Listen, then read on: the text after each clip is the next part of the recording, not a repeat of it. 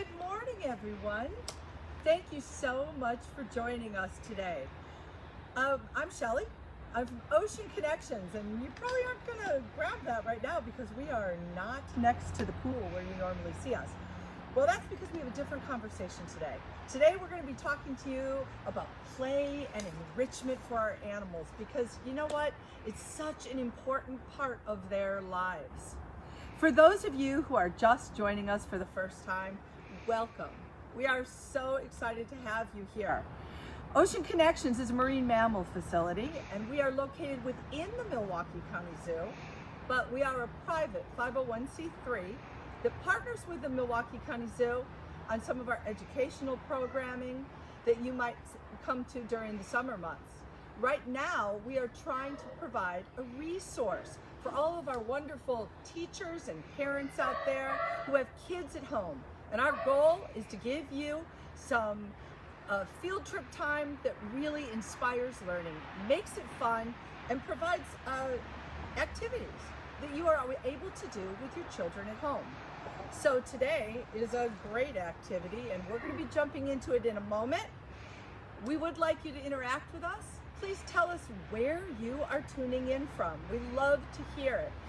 If you're new, please like us on our Facebook page. That's really important because every Tuesday and Friday morning at 11 o'clock Central Time, we are going to be hosting a different virtual field trip. Every single week we have a different curriculum that's involved. And teachers and parents, you will be glad to know that our supplementary education materials are uploaded onto our Google Drive and our YouTube channel so that you can go back to them whenever it's convenient for you. It looks like we're about ready to start our program, so I'm going to begin today by introducing you to one of our trainers. Stephanie, hi. Hi, Shell, how are you? Great. Stephanie is one of the professional animal care team specialists that is with Ocean Connections, and she has been working with marine mammals for, gosh, about 10 years now. Almost, almost 10. And do you love it? Oh, I love it. Yeah. It's amazing. It is amazing. Now, probably one of the best parts we know is training, but another thing that we all really love is enrichment. And so you are going to talk to us a little bit today about enrichment. So let's start with environmental enrichment.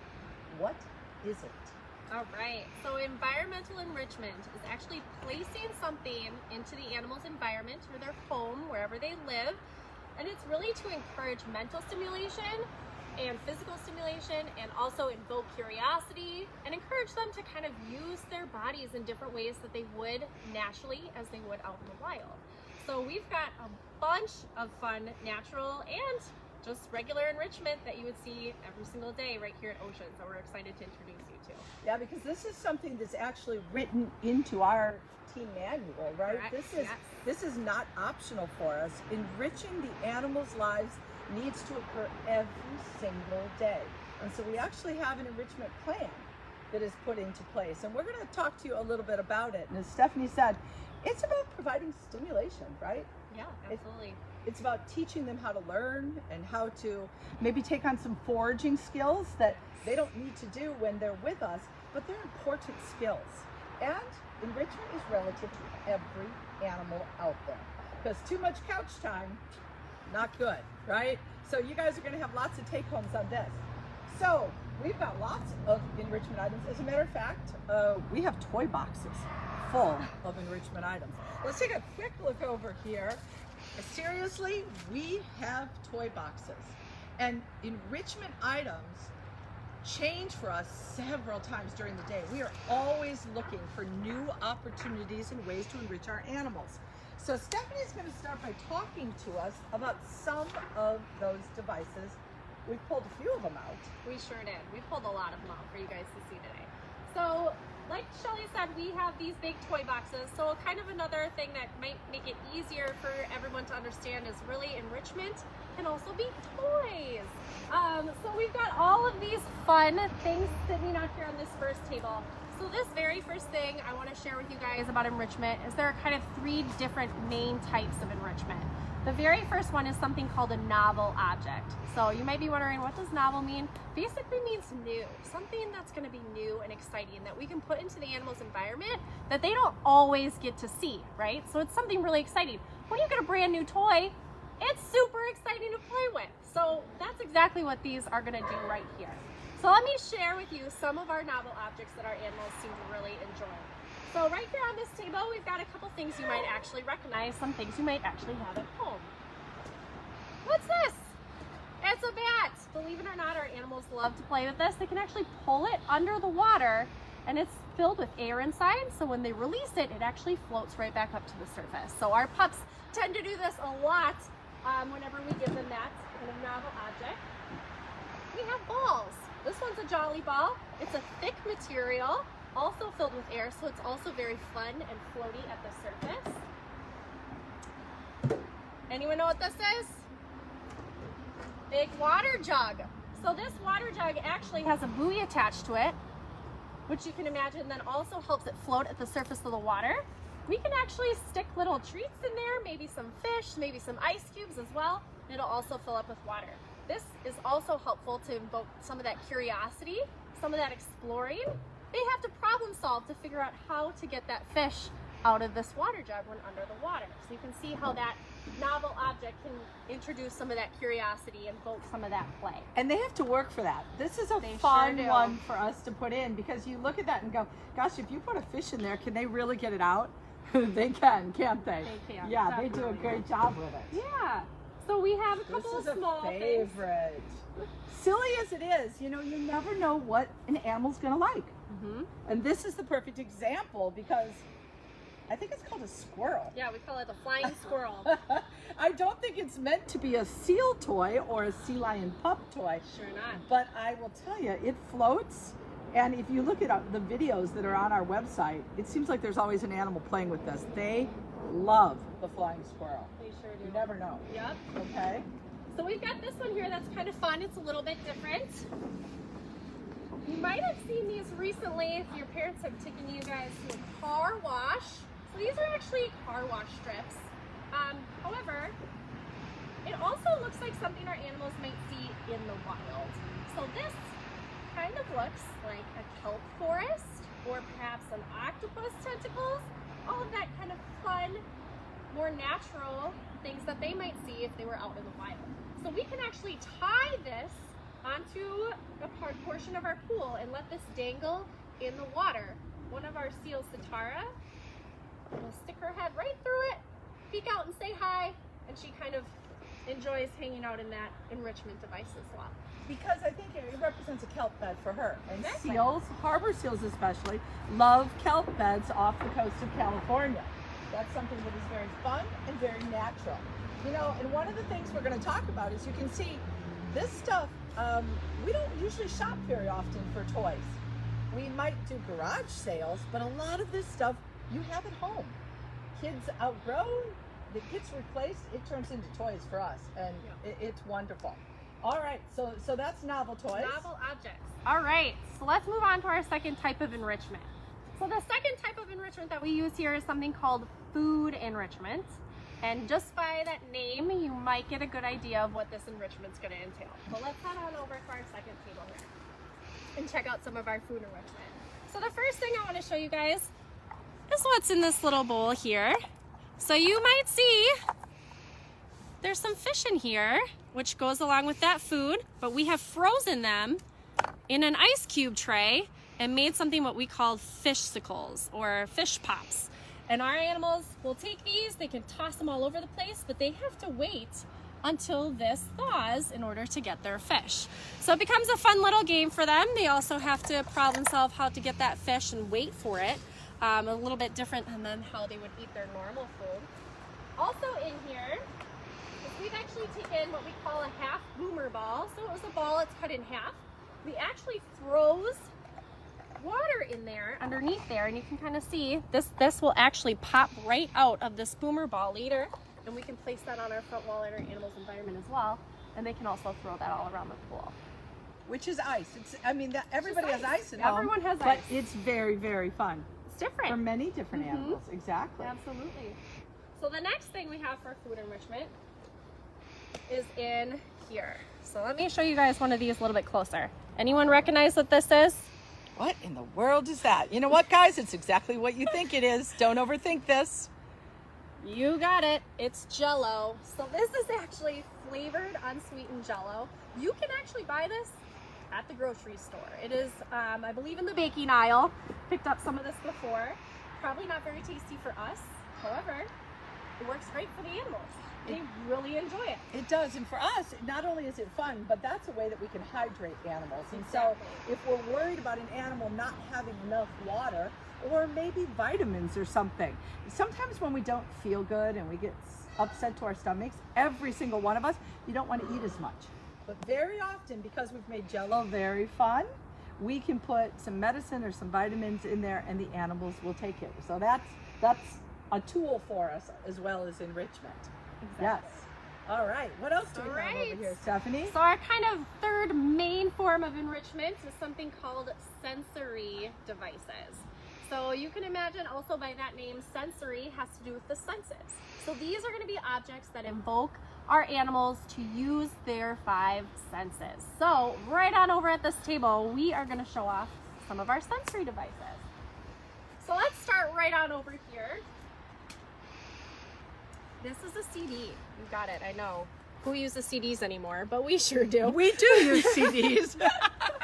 So this CD says whale sounds. We also have another one called whale songs. We can play this over our loudspeaker in the stadium, and the animals can hear some sounds that they would hear in their natural environment. Whale sounds. I think there's, I don't know, a bunch of different types of whales on there, and we can just play that all throughout the day, or just a portion of the day, just to kind of make it fun and you have them use their sense of hearing. Yes. Also on this table, we've got some of these little frisbees here. Now you may be like, well, a frisbee is actually a novel object. You're right, it is. But what's inside the frisbees doesn't look very appetizing. However, over here, we have in this frisbee a little bit of pure vanilla extract. So we can actually put some smelling scents, these are called smelly frisbees, on our frisbees. We can use lavender, vanilla. This one actually has a little bit of salmon oil in it as well. This one is going to invoke our animals to use their sense of smell, which is also very cool. So we also have a mirror over here. You can imagine what a mirror might look like, right, to our animals. So that's actually going to have them use their sense of sight. It's really fun when you get to watch an animal actually see themselves for the first time. Sometimes you get a really fun reaction. We also have bubbles here. Also a sense of sight. They can also feel it with their whiskers. They get to use their sense of feeling. And They love bubbles. they love bubbles. They love Great. bubbles. What kid doesn't love bubbles? Yes. This might not look super exciting to you, but this is super exciting to our seals. And we actually are going to get to see it firsthand in a little bit. Also, sense of feeling, touch in their mouths. They love it, the feeling of it on their gums. So we're going to show you guys this sensory device as well a little bit later. So those are kind of our 3 main forms of enrichment. Training can also be enrichment. Well, training is a lot of enrichment, right? And we've spent the last week talking about training. So you guys, I think, had the ability to see firsthand how stimulating and enriching training actually is. Super important. Now, as we look at all of these play and enrichment devices, the one thing we want to stress more than anything is safety. So right now they all look great back here on the table, but we haven't put them into use yet. So we challenge each other to always come up with great new enrichment items. But we really have to look at safety. And so what are we talking about with safety? We're talking about making sure that it is completely safe, which means that an animal is not going to ingest it or eat it unless it's planned to be eaten, Correct. right? Yep. It means that we want to make sure that they are not going to become tangled in it, that they're not going to choke on it, that they're not going to be able to, it's not weak, and they're not going to destroy it and in so much excitement rip it apart, but then maybe eat a part of it, right? A lot of things go in here. We have to make sure that it's not toxic You know, as we introduce new things, is it something that is safe for that animal? Because every species has little things that are toxic to them. Like chocolate is toxic to dogs. So we need to be very, very aware of it. We also need to make sure that if we put it into our pool, our big 250,000 gallon environment, that it might be safe for an adult, but is it going to be safe for a pup? So we have to look at the entire population and take that into consideration. Because boy, we don't want anybody having struggles or difficulties. That would be absolutely awful. When we were talking about enrichment, Stephanie, you brought up another scenario that happens with your dog at home. Yeah, so we also, another form of safety is just making sure that the enrichment that we give our animals, yes, we want it to be exciting, we want them to be engaged with it, but there's also a type of enrichment where they can be over engaged. So my example that I was sharing with Shelly and the team earlier is my dog is super in love with tennis balls. So you give my dog a tennis ball, she will not come inside for meals, she will not drink water, she is completely engaged in that tennis ball. So you can see how missing meals or being so engaged with something else could actually not allow for natural downtime of the animal. So normally she sleeps a lot during the day. You give her a tennis ball, no downtime at all. So you also have to make sure that what you're giving also allows the animals to have that natural downtime. Right, so lots to take into consideration. So do we have any questions right now? Because we're about to go see some of this enrichment in play. We've tried to describe the variety because boy, is there a lot. Do we have any questions? We do have a question. We've got some repeat visitors. So hello, Lily from Canada, and Leah and Siler are all back again. Kimberly would like to know, how do you get new seals or sea lions? Well, that's a great question, Kimberly. So let me tell you, we used to breed animals very regularly. As a matter of fact, we had one of the most successful breeding programs. But right now, we are not breeding any longer because the need to rescue animals unable to survive in the wild is so great. You are going to learn about that next week, so hold tight on that question because next week we're going to be introducing you to our rescue animals. Right now, that is how new animals enter our population. It's our only question so far. So if you have questions, please comment them. We would love to answer them for you. Perfect. And we would like to know, where are you guys from? Please let us know. And what kind of animals do you have at home? And do you enrich them? How do you enrich them every day? So go ahead and shoot that over to us so that you can give us some feedback. Meanwhile, I want to tell you a little bit, Ocean Connections, remember, is a 501c3. We are a private nonprofit and we are located within the Milwaukee County Zoo. However, we are not the Milwaukee County Zoo. We are not funded by them. So right now we're trying to provide a resource for all of you, for the community at large, and actually bigger than that, throughout the United States, so that you have a resource to be able to learn about marine mammals. If you like what we do and you have the ability to support us, boy, we are asking for help because our doors are closed right now and we have a lot of mouths to feed. Ocean Connections is home to 12 different marine mammals, and so any and all donations are so appreciated. Even donations of $5 would be so appreciated because we have to feed 12 of them every day. And it costs anywhere from between $5 and $25 to feed just one animal in a day. So if you have the ability, we thank you in advance. And we have had great support from all of our fans. And so if you have donated to us, thank you, thank you, thank you. We so appreciate you. Looks like we have some enrichment going on. This is one of my favorites. So come on over here. This is strings with seals. And you know, when we lose those big strings that go through our sweatshirts, this is one of the common uses for them. So they are going to try to get the seals up here. And as soon as the seals know what they're doing, I'm sure they're going to be engaged. The trainers, Stephanie and Brittany, rounded the corner and they are trying to attract seals with this enrichment. And it looks like one of them just showed up. Our seals usually love playing with this. They like to chase that string. They like to hold it in their mouths. Of course, you know what? There's Satara out there, and let's see if she decides to come over or not.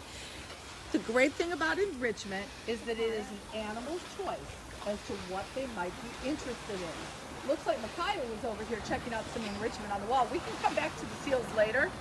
You guys actually helped me to kind of talk about something very important.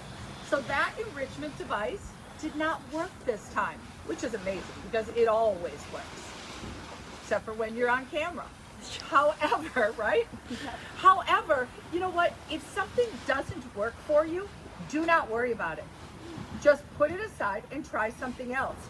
Remember that every animal is an individual, each one of them. And along with that, it's enrichment. So whatever they feel like doing with it at that time, they certainly can do with it. It's not a big deal. We have Makai out here.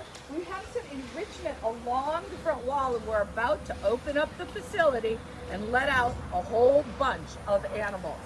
So the great thing is, as they come out right now, let's see what everybody wants to do, because everybody's going to choose different things, different items. You know, the best part for us of providing enrichment is watching our animals and knowing what do they like, what is stimulating, what is not stimulating to them. It looks like one of our youngsters right now is maybe checking out some Jello. Stephanie's gonna blow some bubbles, and we'll see if we can get some engagement with some of the big kids here. And sometimes they want to play, and other times they don't want to play.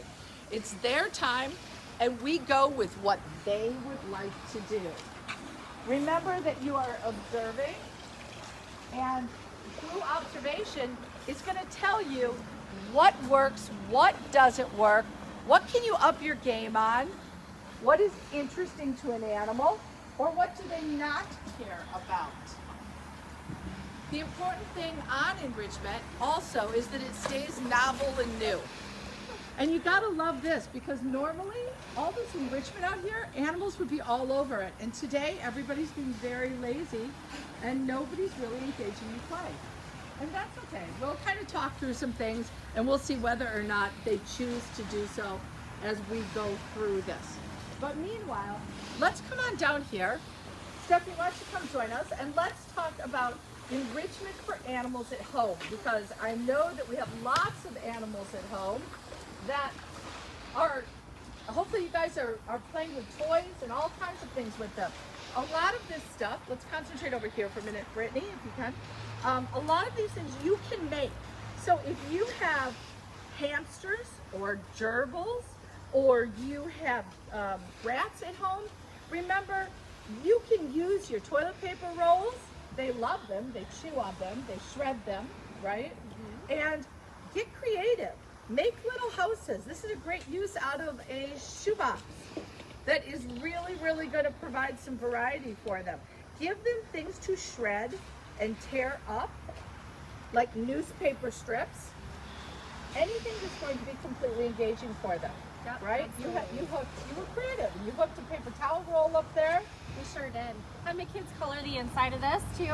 Just kind of something fun. It's just something different for the animals. Put them in a new location for a while. If you have rats or hamsters at home, changing up the inside of their home, changing their furniture, moving their wheel around, putting snakes their water too, right? in a different place. I have a snake, and changing a snake's furniture inside the large aquarium, boy, it really gets their attention. Correct.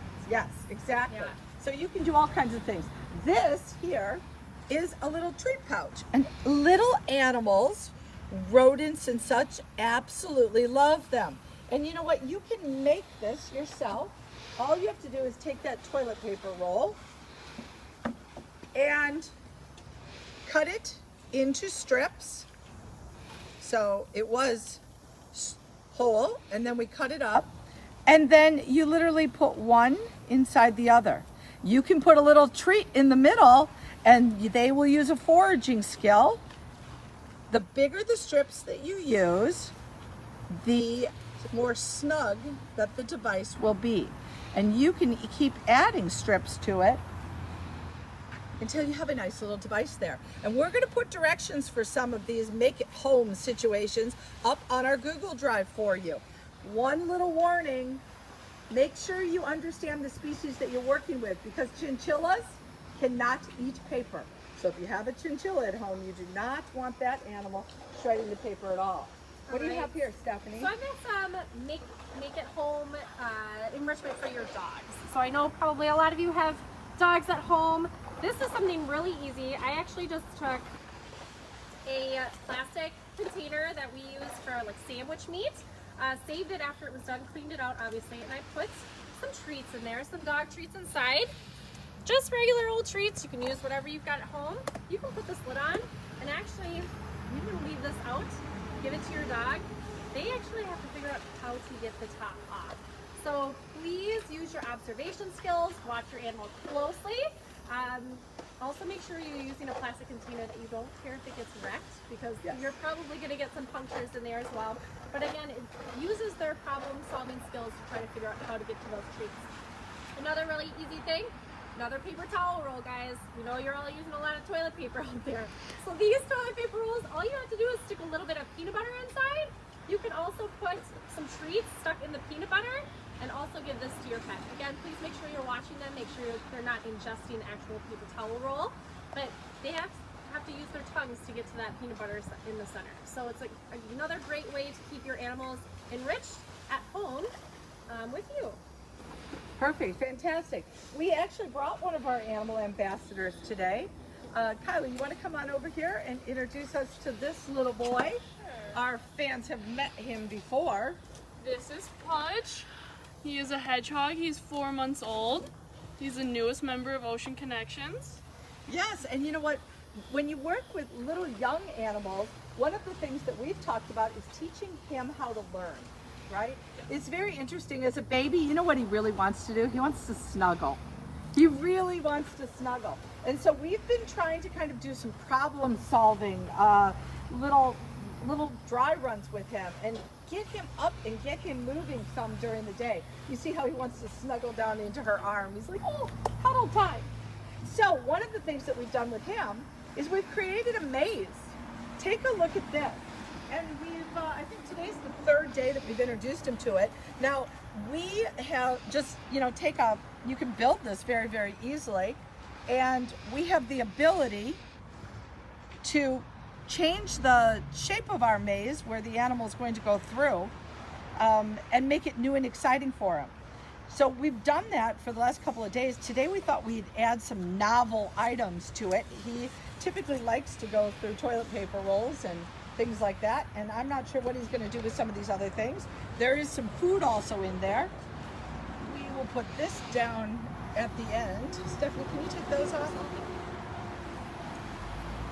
And we'll have to be very careful so that we actually catch him on the other side of this, because he loves that tunnel down at the end.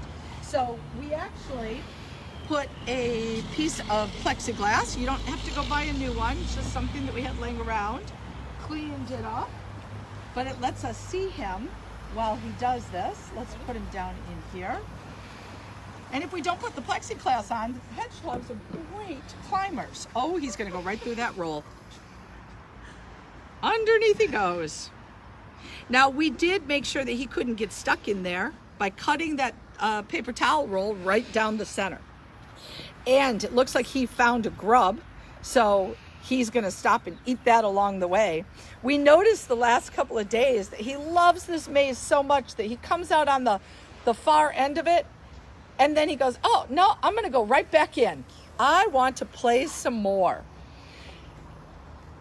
Eventually, what we're going to do is open up those little Easter eggs and put the grubs underneath them and see if we can get him to forage whatsoever for some of that food. But you see, he'll kind of hit a dead end. He's got to problem solve through it. Oh, he did a good job with that. Turn himself around. He knows that at the end is his favorite tunnel, which is just a PVC pipe. He just happens to love it. Remember that every one of the animals is different, and each one is going to have their favorite enrichment items. Don't overuse that enrichment item or it loses some of its value. You have to kind of let an animal play with it, introduce it, and then try something else. And sometimes it takes a couple of times before an animal really, really says, oh, I like that. And it looks like he's gonna go all the way through that tunnel. Nicely done, Pudge. We'll see if he comes out for us whatsoever. One more thing that we want to remind you guys is that before you use everything at home, because there's a lot of things you can get from home, please remember to ask your parents. That's also a very important fact. But you do not have to go buy things. You can absolutely use them.